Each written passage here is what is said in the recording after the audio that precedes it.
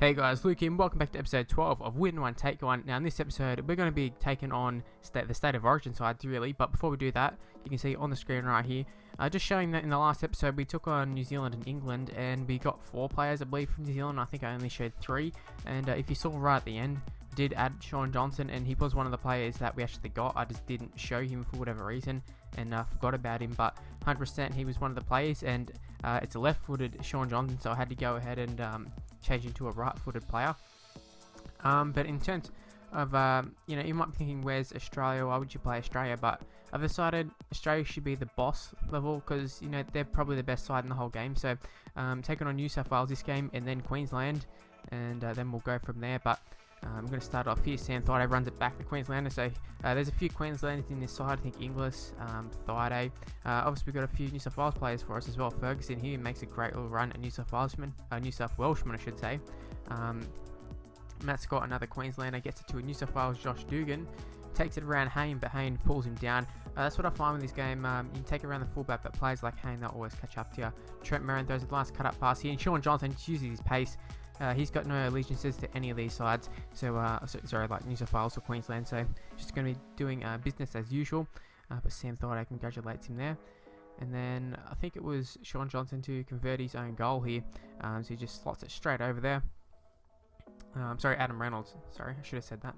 So we're going with the halves combination of Adam Reynolds at halfback and Shaun Johnson at 5'8". Now, I believe, in my opinion, I think Shaun Johnson plays as a 5'8" pretty much anyways, just with the halfback number on his back. But Jared Hayne's just going to race away and he's going to score. And it's just one of those ones where you're kind of like, oh my god, like really? It's one of those ones where you just want to throw control at the ball. Because really, we had the ball, we had a break. I think it was I had the ball. We've put a little grubber in, it just stops. And I had Jennings coming across, and I pressed the tackle button, and it just does nothing. So, very frustrating to say the least. But Pearce is going to collect the ball here, and Luke Lewis is going to run straight through from the kickoff. So another bit of poor defense just there. But overall, I definitely think we'd been the better side to this point. Yaya is just going to get it inside ball here to Jennings. And Jennings got a lot of pace here, just not enough to get around Hayne. And and pretty much from there, I think it was the same player. I think there was a little bit of a clip change there, but I'm pretty certain that was the next play, and we threw an intercept again. Actually, I believe it was more of a knock on, but a WTF moment there for real. Like another one. It's one of those games where I don't think I played too bad. I don't believe the opposition played very well. It was just me making stupid mistakes. You see the completions 3 from 5, and both of those errors were the intercepts. So very annoying. Although New South Wales completions were perfect. And then they're going to pick up another try here. Tony Williams trying his best to chase down Greg Bird, but too much of a start, and I don't think he would have got him anyway. It's just how Rugby League Life 2 is. Even though T-Rex might have got him in real life, but New South Wales are going to extend their lead out to 18-6. After having a pretty early lead for us, it's all turning to shit. Jared Hayne with another break here. That was just excellent play here. Thankfully, Thaiday is going to come up with a bit of a tackle here, and he gets back to Josh or Brett Morris, not sure which one, and I think it was Thaiday came up with a high tackle. And there was an excellent tackle there from, I think it was Jennings, fell back to Crabtree. It's a bit of a shame didn't fall back to someone who was a little bit quicker. We might have had a try there, but Steve Menzies turning back the clock, going to get it to Blake Ferguson, and he's going to offload it straight back to James McManus, and very disappointed in that, but we just tried to force the issue a little bit too much. When the pass wasn't on, we'll throw on the pass, and you just can't do that against a side like New South Wales. And as a result of that, we lost, and losing 2 players, and unfortunately 2 very, very good players. Could have got some bench players that would have been fine with that, but going to lose Glenn Stewart, who's our lock, and we're going to be losing Big T-Rex, Tony Williams, one of the best players in this game, I think. So hard to tackle, and such a shame that we're losing him. Not that it's a major problem, because I'm pretty sure we can cover it pretty well. I think we got like Luke Lewis and that who can just sort of slot into that position. But yeah, we'll take a look at our side here. So who have we got on the forwards here? Yeah, Luke Lewis just went to the starting lineup, and on the bench Ryan Hoffman came on. So we do lose a little bit there, but at the same time it's nothing that we can't handle. And I think Trent Merrin moved from the front row into the lock position, which I don't think he'd been playing there. We're going to start off with a little bit of a mousetrap there. It was not intentional, but I thought it looked pretty cool. And we've got a few of the passionate Queenslanders up against some of their own, like Thaiday. So interesting to see if he comes running in third man. in this game? Probably not. Inglis plays the ball to Adam Reynolds. He's going to play it to Ferguson. I'm not sure how that wasn't an intercept, but I'm glad it wasn't. And I think it was Yayi. Oh no, it was Hodges who we went straight around.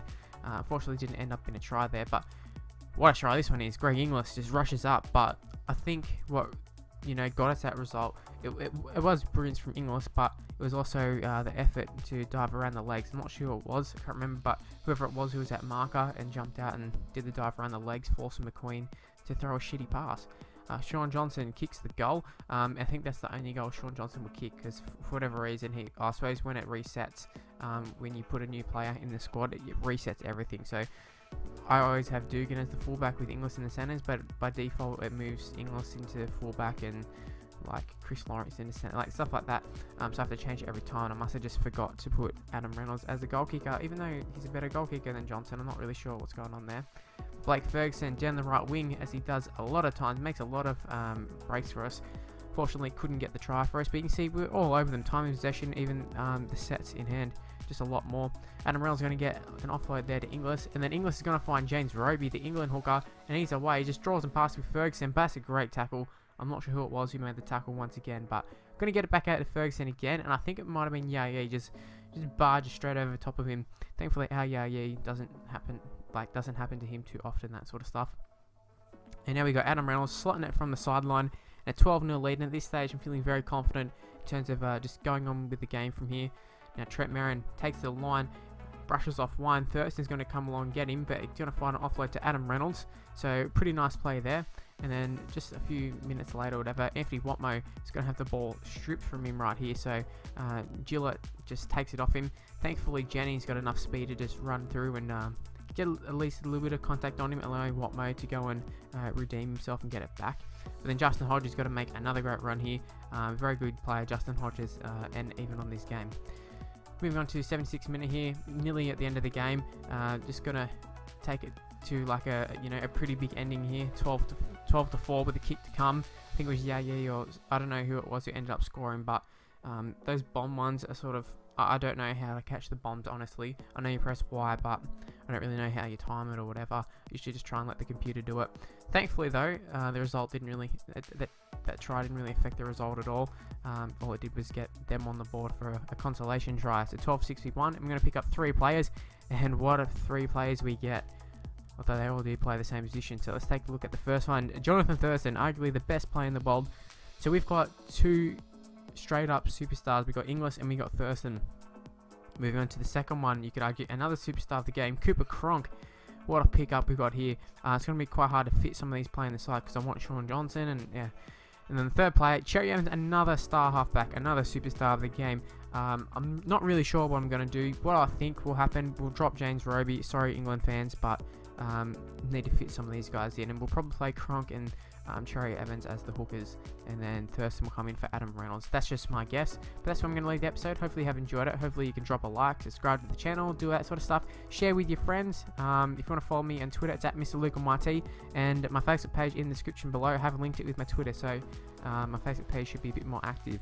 But once again, thank you for watching, guys, and I'll see you next time. Also, can we get 20 likes? That'd be awesome.